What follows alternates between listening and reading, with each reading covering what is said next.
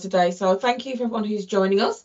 A little bit of housekeeping. The microphones will be off. If you do want to have ask any questions, there will be opportunities at the end, and we'll go through any questions if you have put them in the chat function. If not, obviously there will be time at the end for you to be able to ask any questions as well. So yes, today Tracy's going to talk to us about ergonomic risk assessments and the benefit of for your business. It's an absolute privilege to have Tracy being able to present to us, and I'll let Tracy introduce herself and not take the limelight. But once you hear her credentials, I think you'll recognise the what you're going to hear about, what you're going to learn about today. So thank you. So over to you, Tracy. I'll let you introduce yourself. Lovely, thank you, Claire. Right, so good morning to everybody, and thank you very much for joining this session today. So a little bit about myself. I'm the Clinical Governance Director for PAM Physio Solutions. My background, though, is I am a physiotherapist, and I've been an occupational health physio for the past 28 years. And have a postgraduate qualification in occupational health and ergonomics.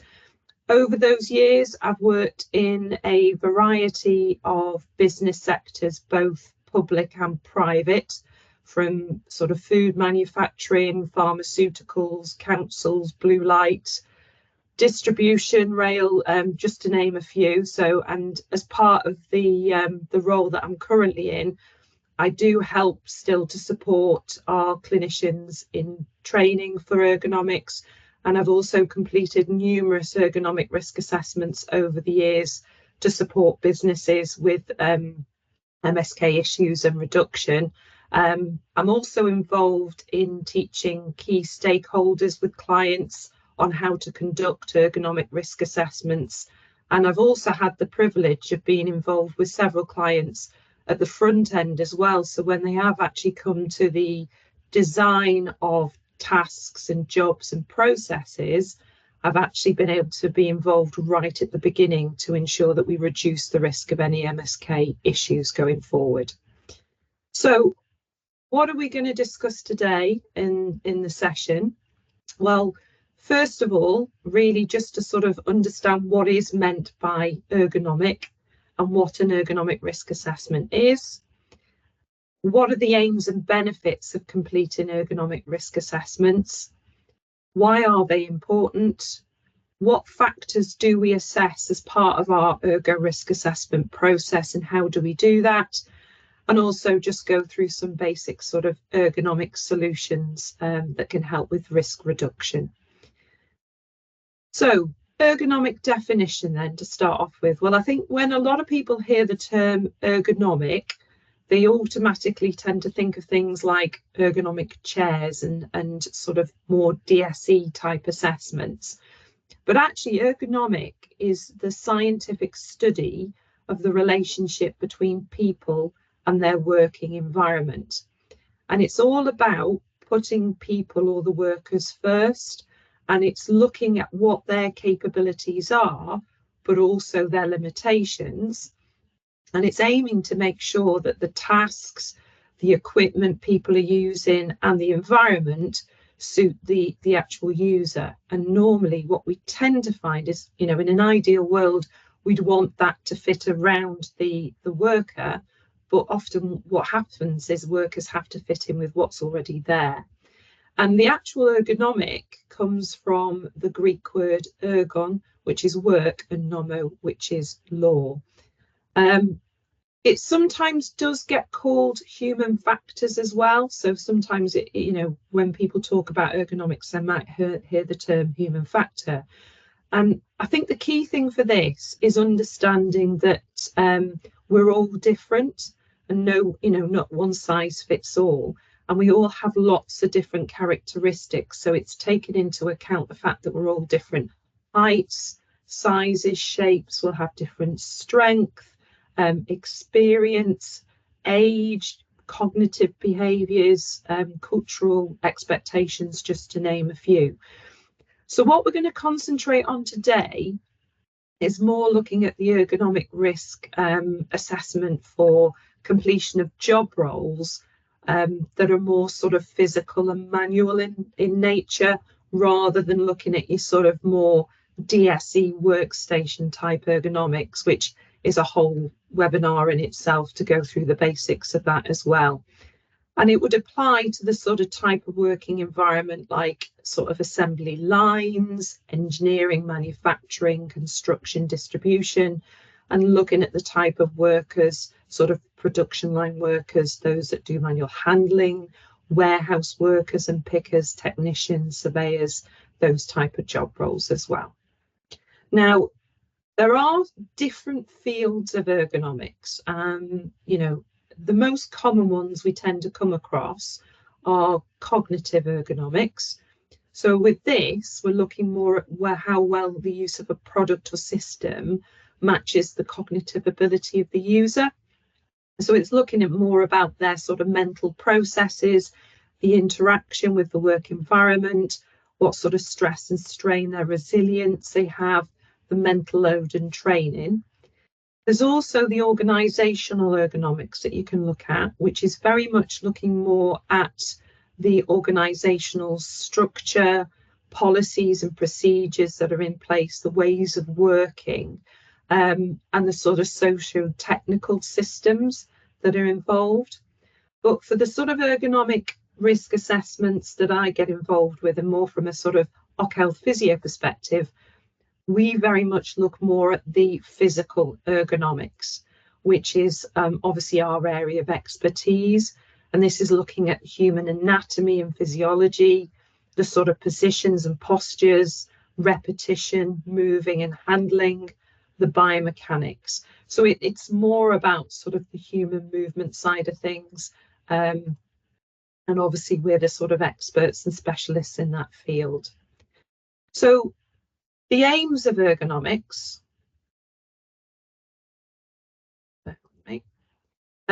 you can look at this sort of twofold, from an employee perspective and from an organisational point of view.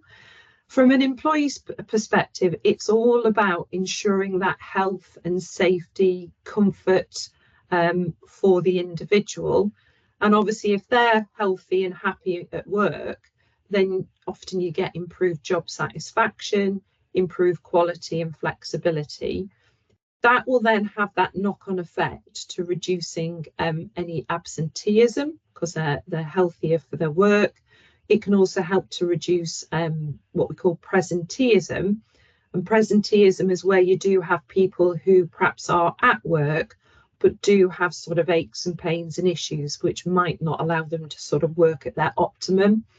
And it can also then improve staff turnover, and you get increased involvement and engagement. And that can then lead on to the improved well-being of the employee, but also the well-being of the organisation. And then again, from the organisation perspective, you want improved performance and productivity. That will then come from improved well-being of the employee, reducing all of those issues, and again you get the well-being of the organisation. So there's a massive sort of interlink between, from an ergonomic perspective, if we get the ergonomics right and improve that comfort and health and safety, then you get massive benefits for both the employee and the organisation. The other reason why it's so important as well is if we actually just look at the up-to-date statistics and information that's coming out. So these stats are from the Health and Safety Executive for 22-23, based on musculoskeletal disorders. So they're the sort of problems with your sort of joints, muscles, tendons, ligaments, that type of system. So how many workers in the UK suffer from work-related musculoskeletal disorders?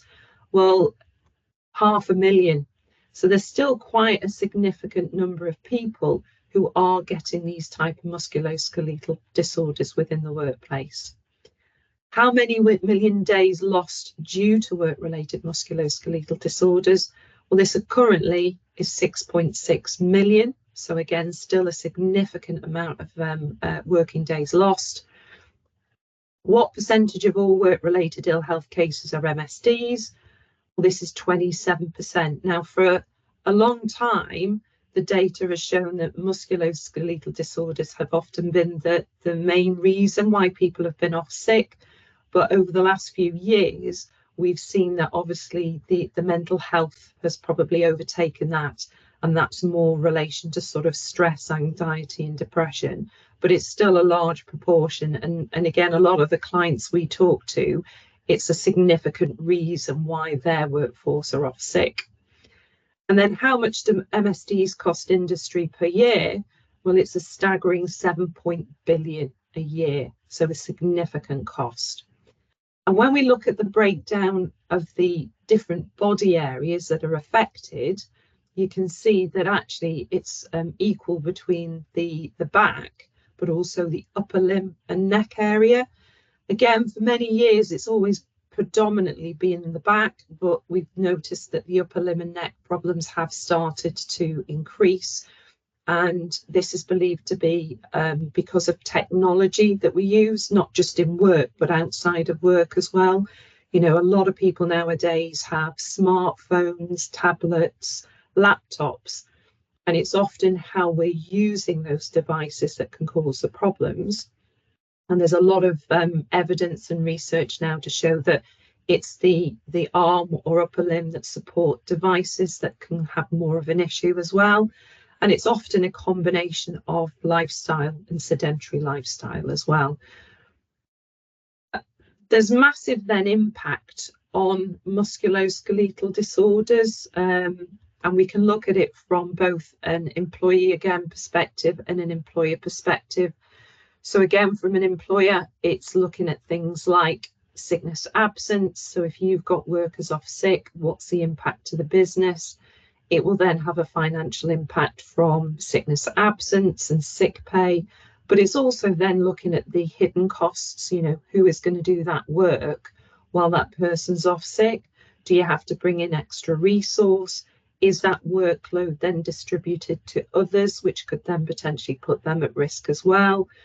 It can then start to have that negative impact of the belief that work causes problems, could impact reputation. Again, we've mentioned about presenteeism. So you have people who are at work, but aren't fully fit to do the job they're doing, and you can get that decreased engagement. And then from an employee's perspective, it can have a massive impact for them as well, because again, it can affect their workability.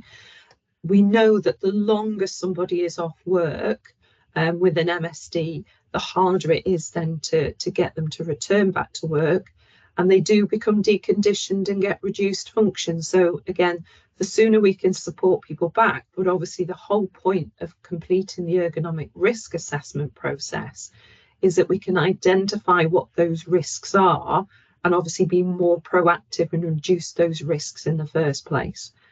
And we know that there's a massive link now between physical health and mental health. So again, if you have someone who has these MSDs, then the longer they have them for, it is going to have an impact on mental health, which can then also affect sickness absence and presenteeism as well.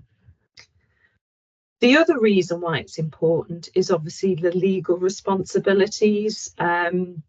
Obviously, employers do have a legal obligation to protect the health and safety of their workforce through a variety of legislation. So obviously we've got the Health and Safety at Work Act of 1974.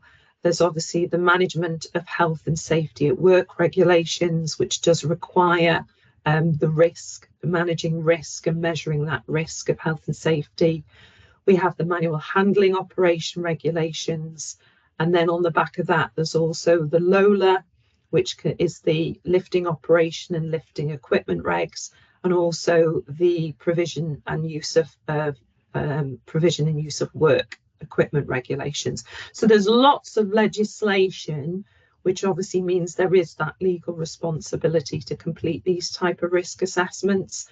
But there's also obviously a lot of businesses will have their own policies and procedures as well. So from an employer perspective, it's ensuring the health, safety and welfare of their employees. As we say, then part of that process is completing that risk assessment in order to identify, well, what are those risks? How can we then reduce them? But very importantly, monitoring what impact those control measures have had, and obviously reassessing and recording.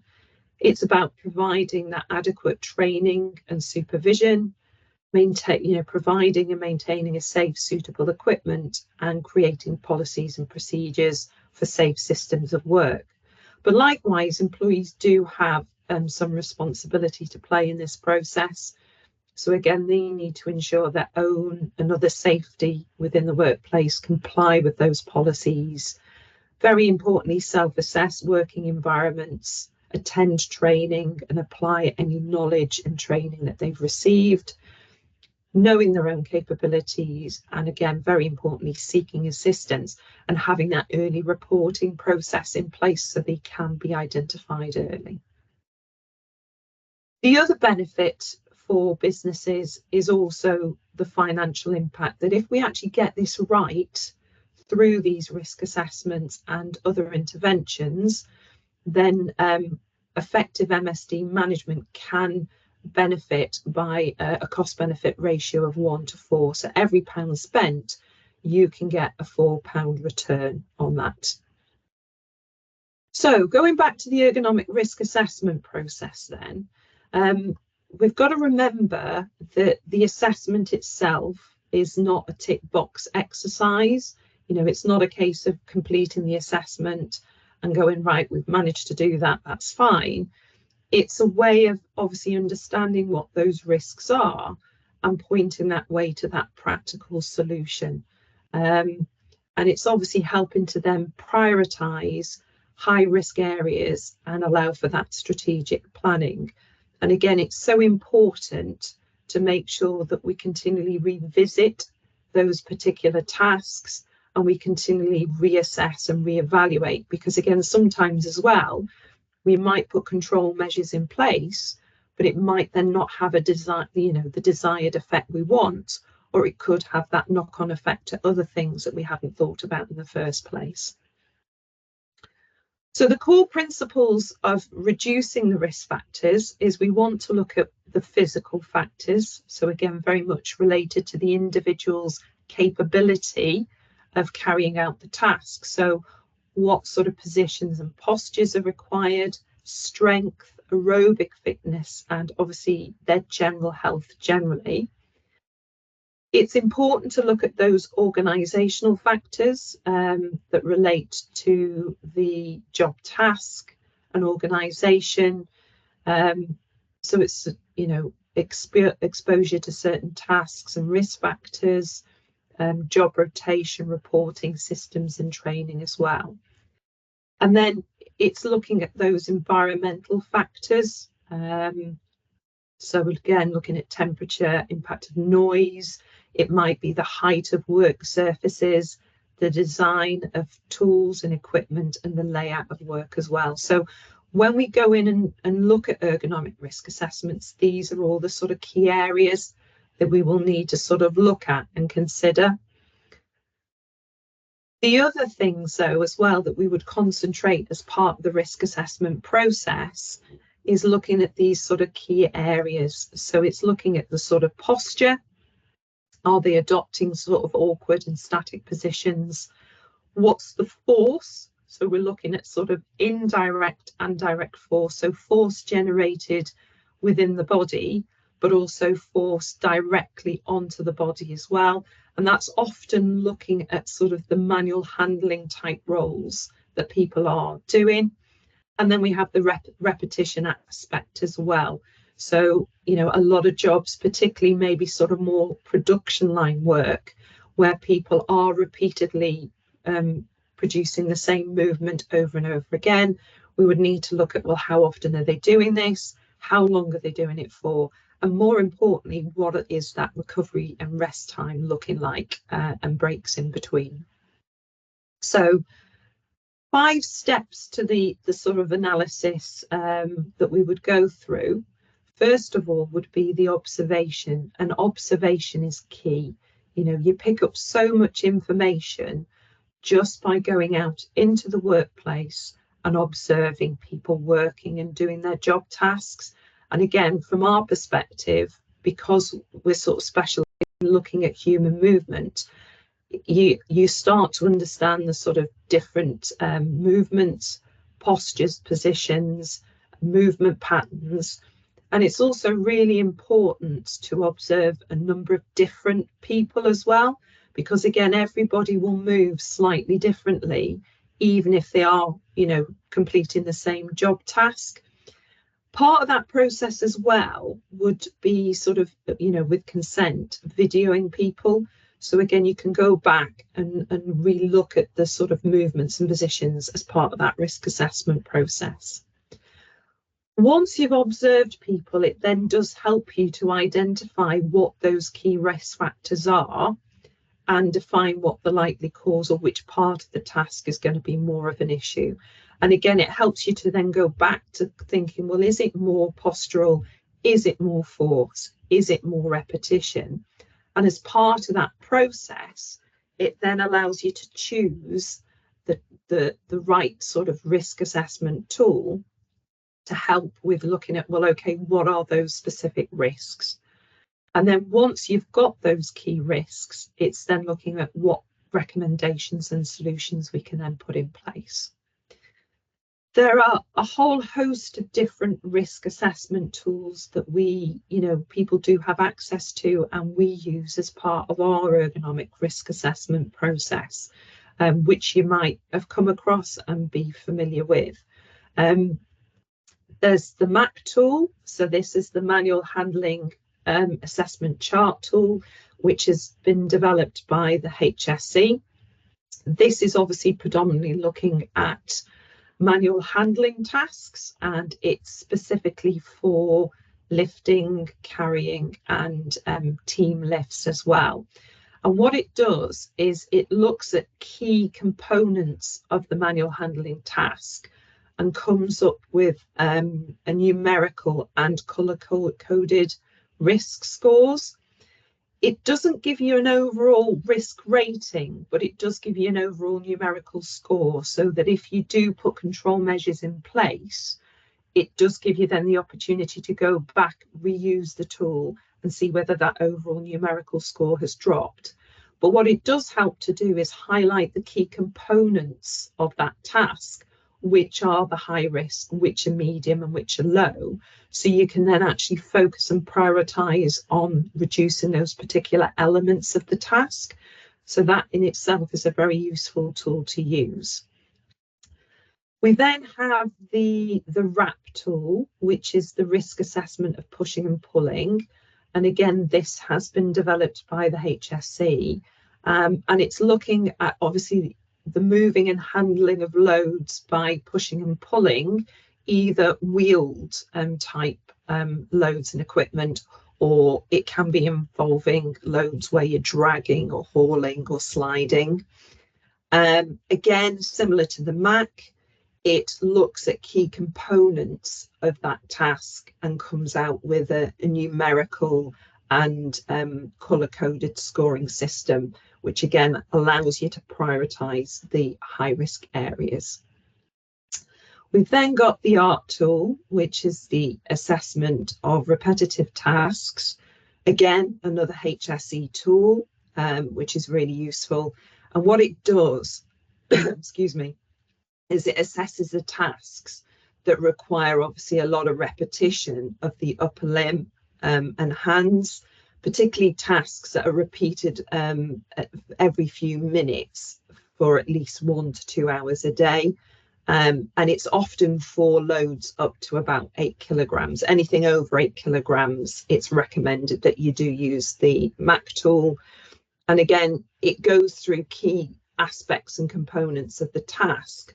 But with this particular tool, it does give you an overall risk rating, which again helps you when you come to do your re-evaluation.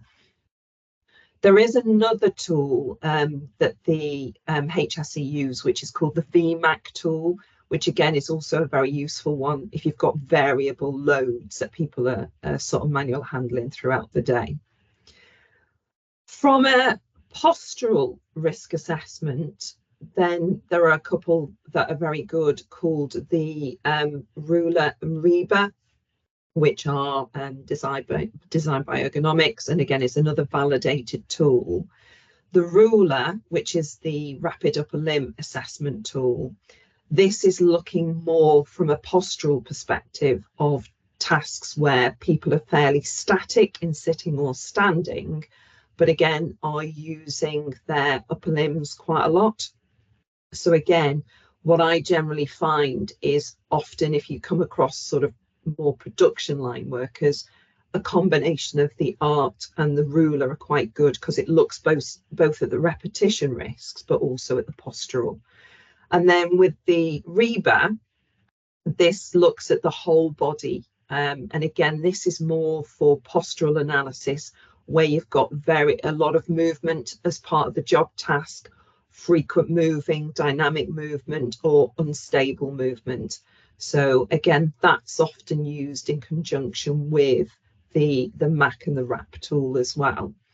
And then there's also the QEC, which people might have heard of or not, which is the quick exposure checklist, which helps you to look at the exposure of musculoskeletal risk factors of the sort of the back, shoulder, arms, hands, wrists, and lower limb. And again, it helps you to identify and understand better the musculoskeletal risks related to that, specific task. So when we do the ergonomic risk assessments, we'll use a combination of a lot of these different tools, depending on that observation and what we feel the key risk factors are. The next step then, once you've done your risk assessment, is about the problem solving. And this is where collaborative ergonomics is really important.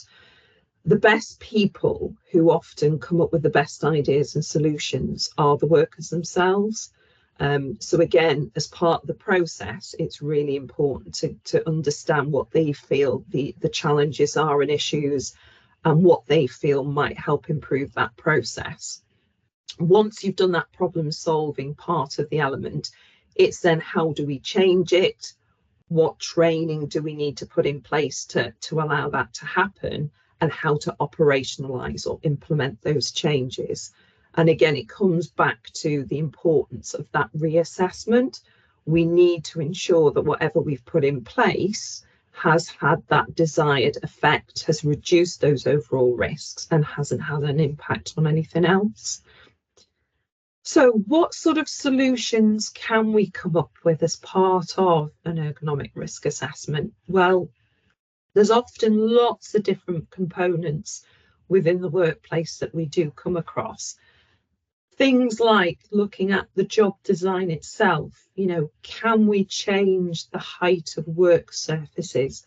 Can we improve equipment that's being used? Can we put handles onto things to stop people bending over?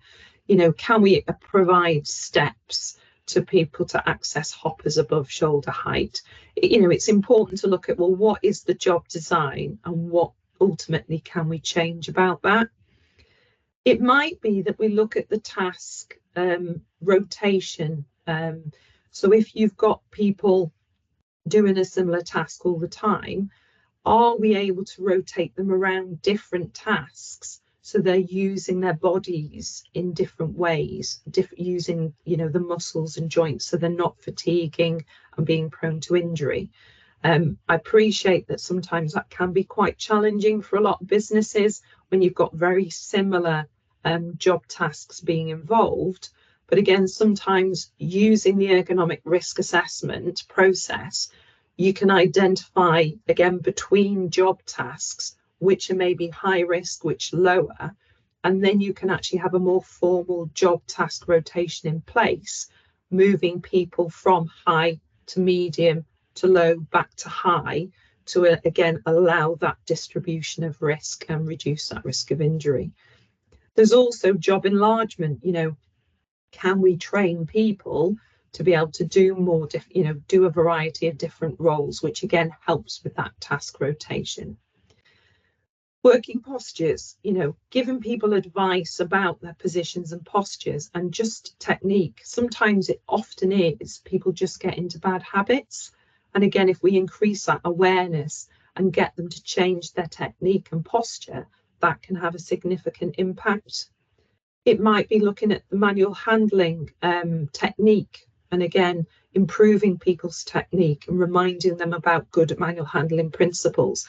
Can we reduce the force? Can we reduce the loads?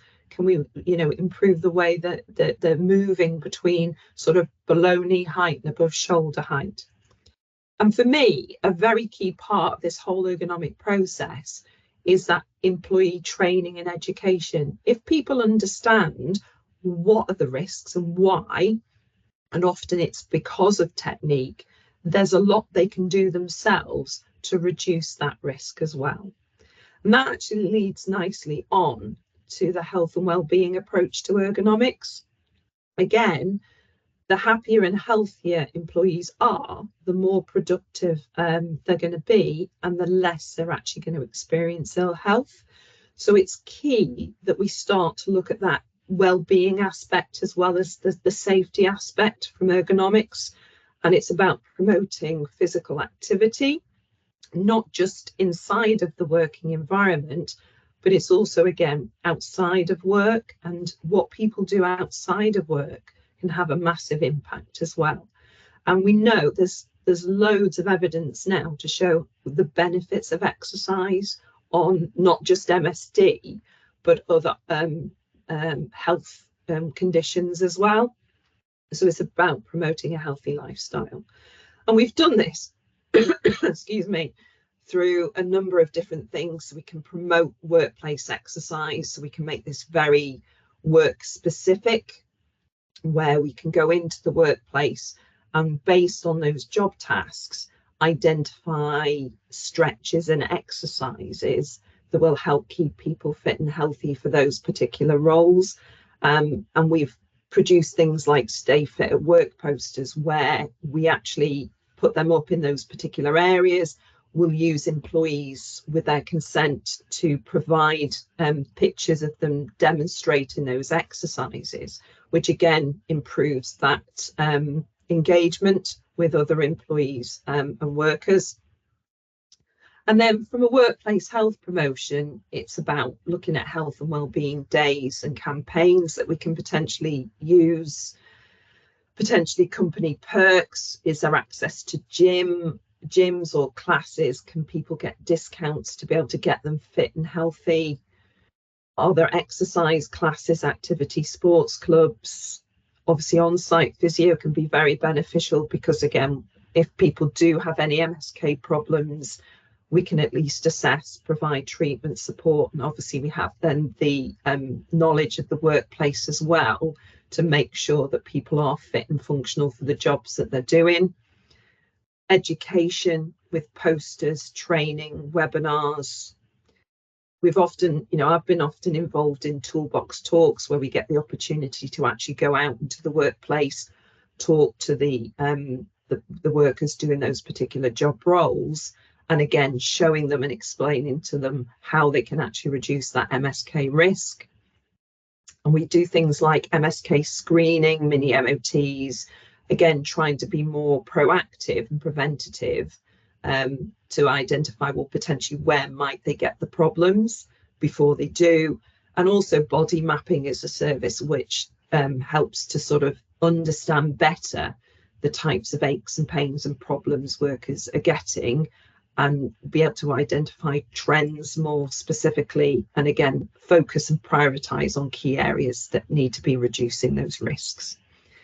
And then the key thing is reporting and referral. So again, it's trying to have that culture and policies and processes in place that allow people to report these problems early, because again, the sooner we can actually see people or help support people, the more proactive and preventative we can be. And again, it helps to reduce those secondary complications and recurrences, less likely to lead to sickness absence and work impacting issues.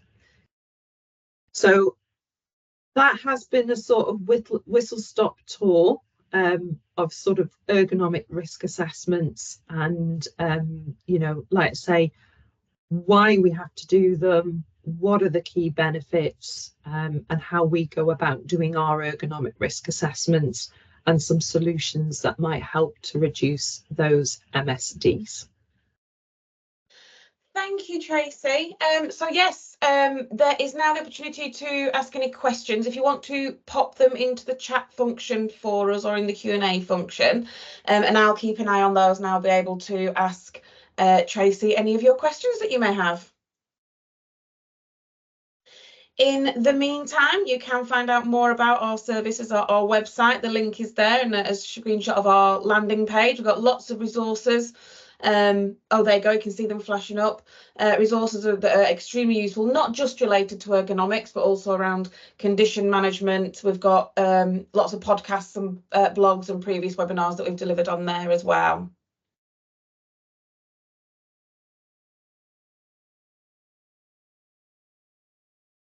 Just got one that's popped up.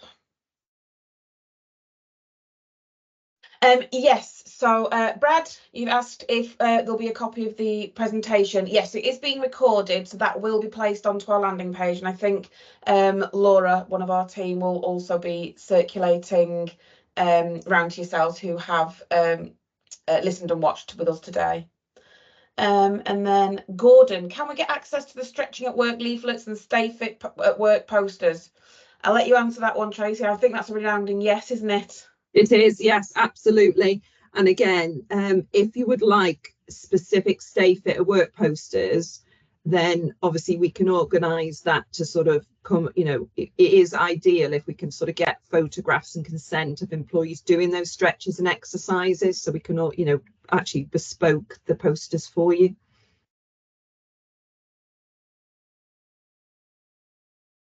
Nothing popping up just yet. We'll give that a few more minutes.